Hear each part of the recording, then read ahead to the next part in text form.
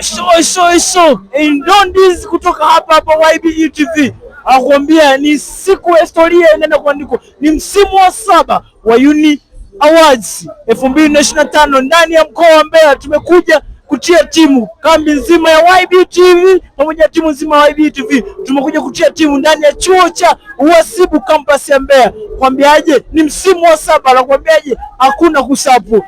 Kama una kipaji cha aina yoyote, kama unajua kuimba, kucheza mziki, kudansi, kuigiza, kipaji cha aina yote, basi sogea katika viwanja hivi vya chuo kikuu chenye campus ya TIA ndani ya mkoa wa Mbeya.